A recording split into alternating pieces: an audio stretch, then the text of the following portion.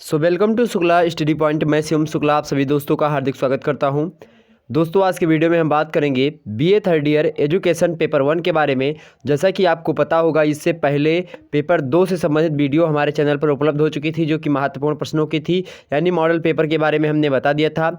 आज के वीडियो में हम शिक्षा में नवीन प्रवृत्तियाँ एवं नवाचार अर्थात पेपर 1 के बारे में बात करेंगे। शिक्षा में नवीन प्रवृत्तियाँ एवं नवाचार मतलब कि इससे रिलेटेड किस प्रकार के प्रश्न एग्जाम में आपके पूछे आते हैं, इसके बारे में आज की वीडियो में हम चर्चा करेंगे। ओके मेरे प्यारे दोस्त, तो चले मेरे प्यारे दोस्तों, मॉडल पेपर की ओर हम आगे बढ़ते हैं और जानते हैं किस प्रकार के प्रश्न आपके आखिरकार जो है new trend and innovation in education से पूछे आते हैं। New trend and innovation in education को हिंदी में हम कहते हैं शिक्षा में नवीन प्रवृत्तियाँ एवं नवाचार। ध्यान रखेंगे, मोस्ट इंपॉर्टेंट क्वेश्चंस होंगे इस वीडियो के अंतर्गत। यहाँ पर एक बात मैं बताना भूल गया आपको, यहाँ पर जो हैज़ 1 लिखा दिखाई पड़ा होगा बड़े बड़े अक्षरों में, हैज़ 1 का मतलब होता है मेरे प्यारे दोस्तों कि यह पहला वीडियो है मोस्ट इंपॉर्टेंट का क्वेश्चन होगा। ध्यान रखेंगे, एक प्रकार से मॉडल पेपर 1 है, मॉडल पेपर 2 इसी प्रकार से मॉडल पेपर आपके सामने लाता रहूंगा मेरे प्यारे दोस्तों। हालांकि इसमें बहुत ही महत्वपूर्ण प्रश्नों को हमने रखा है, इसी प्रकार से और महत्वपूर्ण प्रश्नों को आप रखोगे, मतलब मैं रखूंगा, और एक प्रकार से आपका जो है क्या हो जाएगा, प्रैक्टिस आप करेंगे इन सभी प्रश्नों को हल करने की। आप प्रैक्टिस आप करेंगे 3 घंटे में। ओके, इस प्रकार से आप मेरे 5-6 जो है प्रश्न पत्रों को लगा लेंगे तो मेरे प्यारे दोस्तों, अगर इन सभी को आपने हल कर लिया तो आपको जो है टॉप करने से कोई नहीं रोक सकता है, मैं बता दे रहा हूँ। ओके, चले बात कर लेते हैं मेरे प्यारे दोस्तों कि आखिरकार किस प्रकार के प्रश्न कैसे प्रश्न पूछे आते हैं आपके एग्जाम में जो है प्रथम प्रश्न पत्र को लेकर के, यानी शिक्षा में नवीन प्रवृत्तियां नवाचार को लेकर के। आपका जो प्रश्न पत्र होता है मेरे प्यारे दोस्तों, वह हमने बताया आपको कि कितने खंडों में, तो 3 खंडों में बटा हुआ होता है। अब 3 खंडवा जो होते हैं मेरे प्यारे दोस्तों कुछ ऐसे होते हैं, खंड आ, खंड बा और खंड सा।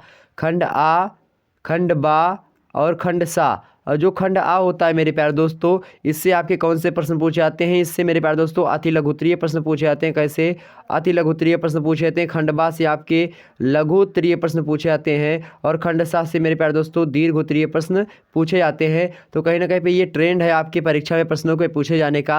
अब यहाँ पर जहाँ से मेरे प्यारे दोस्तों अति लघुत्तरीय प्रश्न पूछे जाते हैं, इनको आपको कितने शब्दों में, 50 शब्दों में लिखना होता है। किसी यूनिवर्सिटीज़ में बता दूँ आपको ऑब्जेक्टिव टाइप का हो चुका है, लेकिन अभी अधिकतर यूनिवर्सिटीज़ में आपको यही पैटर्न चल रहा है। किसी यूनिवर्सिटी में 10 क्वेश्चन आपको देगा, उन 10 में से मेरे प्यारे दोस्तों केवल और केवल आपको 4 ही करने होते। तो यह भी आप जान लीजिए, ये अलग अलग यूनिवर्सिटीज़ का जो है नियम है पेपर करवाने का।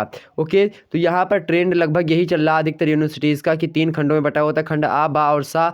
आ से अति लघु उत्तरीय, बा से लघु उत्तरीय और सा से दीर्घ उत्तरीय। आ में जितने प्रश्न होते हैं आपके 10 प्रश्न होते हैं छोटे छोटे, इनको 50-50 शब्दों में एक एक प्रश्नों को लिखना होता है। इस प्रकार से आपको यहाँ से मेरे प्यारे दोस्तों जो है 20 नंबर यहाँ से मिलते हैं। ओके, कितने नंबर मिलते हैं यहाँ से, 20 नंबर मिलते हैं। कहीं ना कहीं पे ये जो आपका पेपर है, या एक प्रश्न करेंगे तो 2 नंबर मिलेगा अति लघु उत्तरीय का, 50 शब्द। ओके, इसी प्रकार से खंडबा में प्रवेश करेंगे, यहाँ पर आपको 10 प्रश्न मिलेंगे, लेकिन प्रत्येक प्रश्न में अथवा करके मिलेगा। मतलब केवल करने कितने हैं, 5 ही प्रश्न इनमें से करने होंगे मेरे प्यारे दोस्तों, और एक प्रश्न करेंगे तो उसके नंबर कितने मिलेंगे, 10 नंबर मिलेंगे। ऐसे आपको यहाँ पर 5 प्रश्नों को करना होगा। इस प्रकार से खंडबा से 50 नंबर आपको मिल जाएंगे। आगे देखते हैं मेरे प्यारे दोस्तों, खंडसा जो होता है आपका, खंडसा में कैसे हम चर्चा करते हैं। तो खंडसा से दीर्घ उत्तरीय, और कितने प्रश्न दिए होंगे, 5 प्रश्न दिए होंगे। इन 5 में से कितने करने होते हैं, केवल और केवल 2 ही प्रश्नों को मेरे प्यारे दोस्तों यहाँ पर आपको करना होता है। तो यह है मेरे, और एक प्रश्न का अंक कितने मिलेंगे आपको, तो 15 नंबर मिलेगा। एक प्रश्न करेंगे दीर्घ उत्तरीय का, दूसरा करेंगे 15, मतलब 30 नंबर दीर्घ उत्तरीय से मिलेंगे। 50 नंबर आपके मेरे प्यारे दोस्तों खंडबा से मिलेंगे, तो 30 और 50 80 हो गया, और 20 नंबर आपके अति लघु उत्तरीय से मिलेंगे। इस प्रकार से 100 नंबर का पूर्णांक आपका कंप्लीट हो जाता है।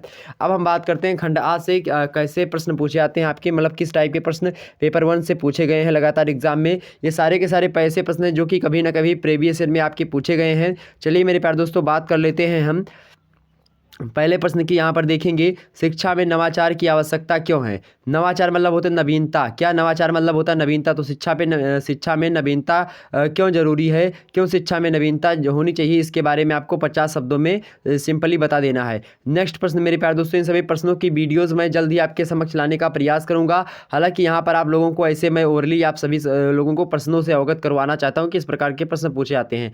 आप सीरीज वगैरह लिए होंगे अपनी यूनिवर्सिटी से संबंधित, वहाँ पर इन प्रश्नों को देखने को मिल मिल जाएगी। इन सभी प्रश्नों को आप लोगों को पढ़ लेना एक बार, क्योंकि यह प्रश्न बहुत ही ज़्यादा महत्वपूर्ण है। देखिएगा अगला प्रश्न है दूसरा कि एजुकोम्प पर संक्षिप्त टिप्पणी लिखिए या फिर संक्षेप में लिखिए। तो एजुकोम्प क्या होता है, इस पर आपको 50 शब्दों में लिखना है। नेक्स्ट प्रश्न पूछा गया मेरे प्यारे दोस्तों कि वर्तमान परिप्रेक्ष्य में महिला जो है समस्या कार्यक्रम का क्या महत्व है। तो महिला समस्या या महिला जो है समस्या, जी हाँ महिला समस्या ही लिखा है यहाँ पर। तो महिला समस्या का जो है आपको क्या करना है, उसकी प्रासंगिकता क्या है, फिर यह वर्तमान में वह किस प्रकार से सारे मुद्दों को डील कर रहा है, इन सभी बारे को बताना है आपको। वैसे महिला समस्या नहीं होगा यहाँ पर, महिला समाख्या। तो महिला समाख्या कार्यक्रम का क्या महत्व है, ध्यान रखेंगे। वर्तमान के परिप्रेक्ष्य में मतलब आज के परिप्रेक्ष्य में जो महिला का जो है समाख्या कार्यक्रम चलाया जा रहा है, इसका क्या महत्व है, इसको आपको 50 शब्दों में बता देना है। चौथा प्रश्न है कि राष्ट्रीय साक्षरता मिशन क्या है। साक्षरता का मतलब होता है पढ़ाई लिखी होना, तो राष्ट्रीय साक्षरता मिशन जो बनाया गया है वह क्या है, एक प्रकार से इसको आपको 50 शब्दों में बताना है। नेक्स्ट प्रश्न दिया है कि शिक्षा का अधिकार अधिनियम क्या है। तो शिक्षा का अधिकार अधिनियम जो आया था वह क्या है, इसके बारे में क्या क्या बातें कही गई हैं, इसको आपको बता देना है। आगे देखते हैं अगला प्रश्न मेरे प्यारे दोस्तों आपके समक्ष आ चुका है। अगला प्रश्न है जो है 6वां नंबर प्रश्न है, एजुसेट से क्या अभिप्राय है। एजुसेट से आप क्या समझते हैं, इसको बताना है। नेक्स्ट है ई पाठ्यक्रम की क्या भूमिका होती है, इसको आपको बताना है। नेक्स्ट प्रश्न पूछा गया था कि NIOS किसे कहते हैं। तो NIOS हम किसे कहते हैं, क्या NIOS हम किसे कहते हैं, इसके बारे में आपको 50 शब्दों में लिखना है, इसका फुल फॉर्म वगैरह बता देना है आपको। इन सभी प्रश्नों की वीडियोस आपके सामने मैं जल्द लाने का प्रयास करूंगा। आप लोग अभी हमारे चैनल को सब्सक्राइब कर दीजिए। ये सारे के सारे प्रश्न जो होंगे इनके उत्तर आपको नेक्स्ट वीडियो में मतलब आने वाले वीडियोज़ में आपको मिलते रहेंगे। ओके, बस इस वीडियो को हमको ज़्यादा से ज़्यादा शेयर करना है, मतलब आपको शेयर करना है और लाइक करना है, ताकि जो है मैं मोटिवेट हूँ और आप लोगों के लिए जो है इसके उत्तर संबंधित वीडियो जल्दी प्रोवाइड करवा दूँ। ओके, तो आगे देखते हैं मेरे प्यारे दोस्तों अगला प्रश्न 9वां नंबर, वर्चुअल यूनिवर्सिटी की क्या उपयोगिता है, इसके बारे में आपको 50 शब्दों में बता देना है।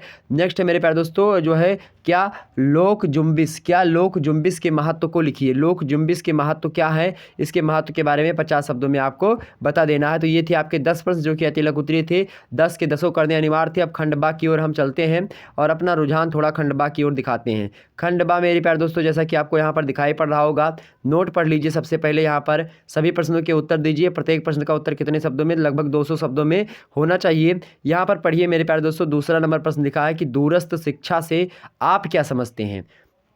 मेरे प्यारे दोस्तों यहाँ पर एकाध जो है आप दूरस्थ शिक्षा की परिभाषा देते हुए एकाध विद्वान के अनुसार आप परिभाषा देंगे। उसके बाद में अपनी अनुसार जितने यहाँ पर देखिए आप शब्द का मेंशन कर दिया है, इसका मतलब आपको यहाँ पर अपने हिसाब से यहाँ पर आपको परिभाषा देनी होगी मेरे प्यारे दोस्तों, यह बात आप ध्यान रखेंगे। ओके, तो कहीं ना कहीं पे यह प्रश्न आपके IQ पर डिपेंड करता है, आपके ऊपर डिपेंड करता है कि आपने अभी तक क्या पढ़ा और पढ़ने के बाद में आपने उस पर क्या क्या निर्णय निकाला, क्या निष्कर्ष निकाला। तो यहाँ पर आप इस प्रश्न में आप दूरस्थ शिक्षा से आप क्या समझे हो इसके बारे में बताना है। उसके बाद में आपको इसी में आपको दूरस्थ शिक्षा का महत्व क्या है और उसकी सीमाएं क्या हैं। तो 2 फैक्टर यहाँ पर मिले कि दूरस्थ शिक्षा तो सबसे पहले आप बताएंगे क्या होती है, उसके बाद दूरस्थ शिक्षा का जो है महत्व क्या है और इसकी सीमाएं कहाँ कहाँ तक है, मतलब दूरस्थ शिक्षा कहाँ कहाँ तक जो है फैली हुई है। तो इसको आपको बता देना। अगर यह प्रश्न मेरे प्यारे दोस्तों बाई चांस आपको नहीं पता होता है तो आप अगला प्रश्न कर सकते हैं, अथवा करके दिया होगा आपको एक प्रश्न, उस प्रश्न को लिख देंगे नवोदय विद्यालय क्या होता है। नवोदय विद्यालय के बारे में आपको यहाँ पर बताना कि नवोदय विद्यालय क्या होते हैं, इसका उद्देश्य क्या होता है, इसके उद्देश्यों को बताते हुए इसके महत्व को भी लिखना है। तो उद्देश्य को बताना, नवोदय विद्यालय का क्या उद्देश्य है और उसका क्या महत्व है और क्या है। सबसे पहले आपको क्या है उसका परिचय देना है, उसके बाद में उसका उद्देश्य मतलब उसका जो क्या मतलब किस मंतव्य से किया गया है, उसके बाद में उसका महत्व कितना है। तो इस तीनों फैक्टरों पर आपको विस्तार से चर्चा कर देनी है। कितने शब्दों में, 200 शब्दों में ही बताना है, यह बात ध्यान रखेंगे। ओके, तो नवोदय विद्यालय आप लोग सभी लोग जानते होंगे, कक्षा 6 या फिर जो है कक्षा 8 के बाद में आपको 5 पास करने के बाद में आप जब 6वीं में प्रवेश करते हैं तो उससे पहले आपको एक फॉर्म डालना पड़ता है। उसके तहत आप एंट्रेंस परीक्षा देते हैं, नवोदय विद्यालय में हो जाते हैं, वहाँ पर बच्चों को फ्री में एजुकेशन उपलब्ध करवाया था। इसी प्रकार से केंद्रीय विद्यालय होता है और नवोदय विद्यालय होता है। आगे बढ़ते हैं मेरे प्यारे दोस्तों, नवाचार। तीसरा मुद्दा फिर आपसे पूछ लिया गया कि नवाचार को लाने में शिक्षा की क्या भूमिका है। तो नवाचार अगर जो है किसी समाज में आ रहा है फिर या शिक्षा में आ रहा है तो उसमें शिक्षा की सबसे पहली जो भूमिका होती है वह किस प्रकार की भूमिका होती है उसको बताना। नवाचार मतलब होता है नवीनता। ठीक, ध्यान रखेंगे। अगर यह प्रश्न लिखने में सक्षम नहीं मेरे प्यारे दोस्तों तो अथवा करके और दिया है, इसको आप बड़े आसानी से लिख सकते हैं। यहाँ पर देखें, शिक्षा में नवाचार को प्रोत्साहित करने में यूनिसेफ की क्या भूमिका है। यूनिसेफ एक प्रकार से संस्था है, और यूनिसेफ एक प्रकार से संस्था है जो कि क्या करती है, शिक्षा को प्रोत्साहित करती है और भी चीज़ों को प्रोत्साहित करती है। लेकिन हम पढ़ रहे हैं शिक्षा शास्त्र, तो यहाँ पर यूनिसेफ का सीधा मतलब आप शिक्षा शास्त्र से ही लेंगे। और शिक्षा में जो है एक प्रकार से यह क्या करती है, इसके लिए जो है शिक्षा में नवीनता को प्रोत्साहित करती है। तो यहाँ पर यही प्रश्न पूछा गया कि शिक्षा में नवाचार को प्रोत्साहित करने में जो यूनिसेफ होता है इसकी क्या भूमिका है, इसी को आपको बता देना है। ओके, आगे बढ़ते हैं और भी प्रश्न को देख लेते हैं। चौथा नंबर प्रश्न मेरे प्यारे दोस्तों देखिए, चौथा नंबर प्रश्न है कि प्रौढ़ शिक्षा से आप क्या समझते हैं। प्रौढ़ मतलब होता है एक प्रकार से जो एकदम से मझी ढली शिक्षा होती है, अच्छी शिक्षा नहीं, मतलब कि एक प्रकार से कुछ दिन मतलब शिक्षा बीत जाए। मान लेते हैं आज शिक्षा नीति लागू हुई, 10 साल या 5 साल तक शिक्षा नीति चली, तो एक प्रकार से वह कैसी होगी, प्रौढ़ शिक्षा होगी, मतलब कि वह जो है एक प्रकार से मंझ चुकी है उसी में। तो इसी से आप क्या समझते हैं, आप समझते हैं मेरे प्यारे दोस्तों, आपसे पूछा जा रहा है, ध्यान रखेंगे। तो आप क्या समझते हैं, इसको ध्यान रखेंगे आप। बीए में सबसे महत्वपूर्ण फैक्टर यही होता है। आगे समझिए, प्रौढ़ शिक्षा के लाभ और उपयोगिता। तो यहाँ पर और प्रौढ़ शिक्षा के आपको क्या बताना है, लाभ बताना और उपयोगिता बतानी है। तो सीधे सीधे आप हेडिंग कैसे डालेंगे मेरे प्यारे दोस्तों, प्रौढ़ शिक्षा पहले डालेंगे। प्रौढ़ शिक्षा जो है उसके आप हेडिंग के बारे में आपको वहाँ पर एक आध विद्वान के अनुसार परिभाषा लिखेंगे। उसके बाद में आप अपने हिसाब से परिभाषा खूब लंबी चौड़ी लिख सकते हैं। और उसके बाद में प्रौढ़ शिक्षा के लाभ हेडिंग डालेंगे, उसमें बहुत सारे मुद्दों को लिखेंगे। उसके बाद में उसकी उपयोगिता में तमाम सारी हेडिंग लिखेंगे। ओके, ध्यान रखेंगे। आगे बढ़ते हैं। अगर यह प्रश्न नहीं पता मेरे प्यारे दोस्तों, मान लेते हैं तो अथवा करके दूसरा प्रश्न आपको दिया होगा कि जो है इंटरएक्टिव रेडियो जो होता है इसको आपको बताना, मतलब इसका वर्णन करना कि इंटरएक्टिव रेडियो जो होता है वह क्या होता है। साथ ही साथ मेरे प्यारे दोस्तों यह किस प्रकार से शिक्षा को प्रभाव डालता है, शिक्षा पर प्रभाव डालता है, शिक्षा को प्रभावी बनाता है, इसके बारे में आपको विस्तार से 200 शब्दों में जो है जनरली बता देना है। ओके, आगे देखते हैं। अगला प्रश्न मेरे प्यारे दोस्तों आ चुका है आपके समक्ष। अगला प्रश्न है 5वां नंबर प्रश्न, मोस्ट इंपॉर्टेंट क्वेश्चंस आपके समक्ष आ चुका है मेरे प्यारे दोस्तों। सारे के सारे प्रश्न बहुत ही महत्वपूर्ण है, कहीं ना कहीं पे ये सारे के सारे प्रश्न आपकी परीक्षा में मेरे प्यारे दोस्तों पूछे ही गए हैं। बात कर लेते हैं 5वें प्रश्न की। 5वां प्रश्न है कि ग्रामीण प्रतिभाओं को निखारने में। तो ग्रामीण प्रतिभा मतलब जैसे गांव में जो बच्चे छुपे हुए हैं, मतलब ग्रामीण में जो बच्चे हुए हैं उनके अंदर जो प्रतिभा है, टैलेंट है, उस टैलेंट को निखारने के लिए, मतलब लोगों के समक्ष लाने के लिए या फिर उसमें नवीनता लाने के लिए, उनको और आगे तक पहुंचाने के लिए नवोदय विद्यालय समिति की क्या भूमिका होती है। नवोदय विद्यालय जो होता है उसमें क्या भूमिका निभाता है। जो ग्रामीण में गाँव में बच्चे रह रहे हैं उनकी जो प्रतिभा होती है, उनका जो टैलेंट होता है, उनको आगे बढ़ाने में, उनको निखारने में जो है किस प्रकार से नवोदय विद्यालय की भूमिका होती है। इसको आप नवोदय विद्यालय प्रकार से समिति का कार्य यहाँ पर कर रही है, तो इसकी क्या भूमिका होती, क्या रोल होता है नवोदय विद्यालय का ग्रामीण प्रतिभाओं को आगे बढ़ाने में, निखारने में, इसको आपको बड़ी आसानी से बता देना है। ध्यान रखिएगा, नवोदय विद्यालय वगैरह संबंधित वीडियो आपके चैनल पर जल्द ही उपलब्ध करवाएंगे हम। अथवा करके प्रश्न, अगर यह प्रश्न नहीं पता है मेरे प्यारे दोस्तों, तो अथवा करके प्रश्न दिया है कि टेली कॉन्फ्रेंस। सबसे पहला मुद्दा यहाँ पर देखिए टेली कॉन्फ्रेंस, तथा आपको लगा है वीडियो कॉन्फ्रेंस। तो दोनों, पहले टेली कॉन्फ्रेंस आप हेडिंग डालेंगे, उसके बारे में बताएंगे। उसके बाद में आप जो है वीडियो कॉन्फ्रेंस हेडिंग डालेंगे और इसके बारे में आपको बताएंगे। उसके बाद में दोनों की व्याख्या करने के बाद में, करते हुए क्या करेंगे, दोनों के बीच में बाद में अंतर लिखेंगे कि जो है different between teleconference and video conference. ऐसे हेडिंग डालेंगे कि टेली कॉन्फ्रेंस और वीडियो कॉन्फ्रेंस में मूलभूत अंतर डाल के आप जो है 4-5 अंतर को लिख देंगे बड़ी आसानी से। ओके, तो सबसे पहले टेली कॉन्फ्रेंस की परिभाषा वगैरह बता देनी है आपको, वीडियो कॉन्फ्रेंस की परिभाषा उसके बाद में बतानी है, उसके बाद दोनों में अंतर हेडिंग डाल करके आपको यह बताना है। तो प्रश्नों को यहाँ पर संपूर्णता आपको जरूरी होती है। कोई भी प्रश्न आप लिख रहे हो तो संपूर्णता अति आवश्यक होती है मेरे प्यारे दोस्तों। आगे बढ़ते हैं। 6वां नंबर प्रश्न दिया हुआ है कि सूचना तथा तकनीकी विद्यालय को किस प्रकार प्रभावित कर रही है। तो यह देखिए मेरे प्यारे दोस्तों, कभी कभी 6 प्रश्न आपको यहाँ पर दे देता है, तो उसको भी करना पड़ता है आपको, लेकिन ऐसे आपको जनरली देगा नहीं। 5 ही प्रश्न आपको यहाँ पर 10 प्रश्न देंगे और उन 10 में से केवल आपको 5 ही करने होते हैं। ओके, ध्यान रखेंगे, बस 5 ही करने होते हैं, उसमें दे दिया था। अब हमने इसको में रख लिया क्योंकि बहुत ही महत्वपूर्ण प्रश्न हमको लगा। सूचना के बारे में आपको बताना है, उसके अंदर तकनीकी विद्यालय के बारे में यहाँ पर थोड़ी सी बातें बता देनी है कि सूचना क्या होती है, उसके अंदर तकनीकी विद्यालय क्या होता है। अब यहाँ पर सूचना तथा तकनीकी विद्यालय, मतलब सूचना जो होती है या तकनीकी विद्यालय को किस प्रकार से प्रभावित करती है, इसको आपको बताना है। तो तकनीकी विद्यालय से सूचना किस प्रकार से प्रभावित होता है और जो है सूचना कैसे प्रभावित करती है तकनीकी विद्यालय को, दोनों को आपको इंटरलेशन रिलेशनशिप करके आसानी से समझा देना है। हालांकि इन सभी बातों को अगर नहीं समझ पा रहे हैं तो मैं जल्द ही आपको समझाने का भी प्रयास करूंगा। आप अभी हमारे चैनल पर विजिट कर सकते हैं, चैनल को सब्सक्राइब करके। ओके, चलें आगे बढ़ते हैं। अगला प्रश्न है खंड सा। अब खंड सा में मेरे प्यारे दोस्तों हम प्रवेश करते हैं। किन्हीं 2 प्रश्नों के उत्तर देने हैं। प्रत्येक प्रश्न का उत्तर लगभग 500 शब्दों में आपको देना है। यहाँ पर पढ़ लीजिए, बड़े ही आसानी से यहाँ पर लिखा हुआ है किन्हीं 2 प्रश्नों के उत्तर, और जो है उत्तर लगभग कितने शब्दों में, 500 शब्दों में आपका होना चाहिए। देखिए प्रश्न यहाँ पर कि सर्व शिक्षा अभियान के प्रत्यय को इसके उद्देश्यों एवं महत्व के साथ स्पष्ट कीजिए। यहाँ पर 8वां नंबर प्रश्न है। यह प्रश्न अगर आपको जो है तो यहाँ पर सर्व शिक्षा अभियान का प्रत्यय क्या, प्रत्यय मतलब होता है एक प्रकार से उसके सर्व शिक्षा अभियान के बहुत सारे खंड हैं, तो उन सभी खंडों के बारे में आपको बताते हुए इसका क्या उद्देश्य होता है और इसका महत्व क्या होता है, इसको बताना है आपको 500 शब्दों में। ओके, इसी प्रकार से अगला प्रश्न है कि ई लर्निंग या फिर आबलिक अधिगम। अधिगम मतलब क्या होता है, सीखना। अधिगम मतलब सीखना या ई लर्निंग मतलब सीखना, दोनों का लगभग मतलब एक ही होता है। तो ध्यान रखेंगे मेरे प्यारे दोस्तों, जब भी किसी जो है चिन्ह के बीच में आपको जैसे ई लर्निंग यहाँ पर देखिएगा ई लर्निंग लिखा है और इसके बीच में मेरे प्यारे दोस्तों एक शब्द आबलिक का लगा होगा। जब भी किसी मुद्दे में आबलिक लगा होता है इसका मतलब होता है इन दोनों का लगभग मतलब एक ही होता है। तो ई लर्निंग और अधिगम के विषय में आपको क्या करना है, लिखना है। अधिगम आपने बीए सेकेंड ईयर में पढ़ लिया होगा, शिक्षा साथ में हमारे चैनल पर उपलब्ध है। यह वीडियो देख लेंगे इसको, बीए सेकेंड ईयर में अधिगम हमने पढ़ा दिया है, व्हाट इज लर्निंग। ओके, उसमें हमने सीखने के बहुत सारे नियम बताए हैं, सिद्धांत बताए हैं। ओके, तो ई लर्निंग अर्थात अधिगम के विषय में जो है आपको बताना है वर्तमान परिस्थितियों में इसकी प्रासंगिकता की व्याख्या करनी है। तो मेरे प्यारे दोस्तों सबसे पहले आपको ई लर्निंग के बारे में थोड़ा बता देना, फिर अधिगम के बारे में बता देना। दोनों एक ही होते हैं, फिर दोनों को आपको यह बता देना कि लगभग दोनों समान ही होते हैं। और साथ ही साथ आप सीधे सीधे बताएंगे कि वर्तमान में जो यह लर्निंग या ई लर्निंग या अधिगम जो होता है या किस प्रकार से जो है इसका महत्व है, मतलब प्रासंगिकता है, वर्तमान में ठीक ठाक है कि नहीं है, इसी को प्रासंगिकता कहा जाता है। तो इसके बारे में आपको बता देना है। ओके, आगे देखते हैं। अगला प्रश्न है मेरे प्यारे दोस्तों 9वां नंबर प्रश्न है। 9वां नंबर प्रश्न है आपके सामने मेरे प्यारे दोस्तों।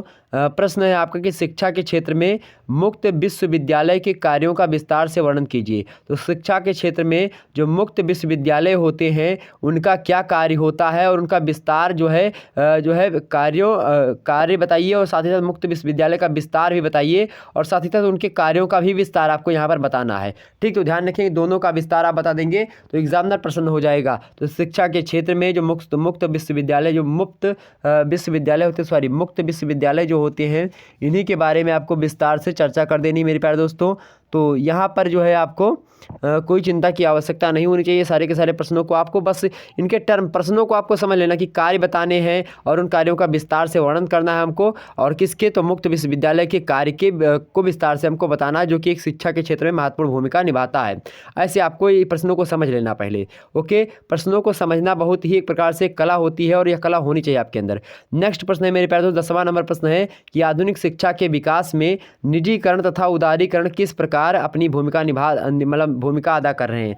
अब यहाँ पर निजीकरण क्या होता है, एक प्रकार से यह प्रक्रिया है, और उदारीकरण क्या होता है, यह भी एक प्रक्रिया है। निजीकरण उदारीकरण को समझ लेंगे, और यहाँ पर आधुनिक शिक्षा के क्षेत्र में जो विकास हो रहा है इसमें निजीकरण किस प्रकार की अपनी भूमिका निभा रहा है और उदारीकरण किस प्रकार से अपनी भूमिका निभा रहा है, इसको आपको कोरिलेट करना, मतलब कि जोड़ना है। ओके, तो अगर इस सारे के सारे 5 प्रश्न आपको नहीं पता है, 2 ही इनमें से केवल आपको पता है, तो चिंता करने की आवश्यकता आपको नहीं पड़ेगी, केवल 2 ही करने हैं। ओके, अगला प्रश्न देखते हैं यहाँ पर जीवन कौशल शिक्षा से आप क्या समझते हैं। तो जीवन कौशल का हिंदी अंग्रेजी में मतलब होता है स्किल। क्या होता है, स्किल, इसका मतलब होता है स्किल डेवलपमेंट, आपने पढ़ा होगा।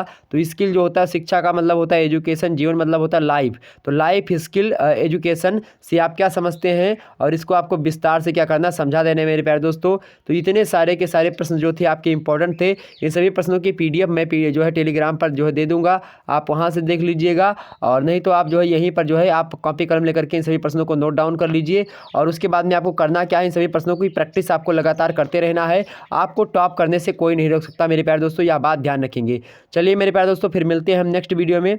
तब तक के लिए जय हिंद, जय भारत।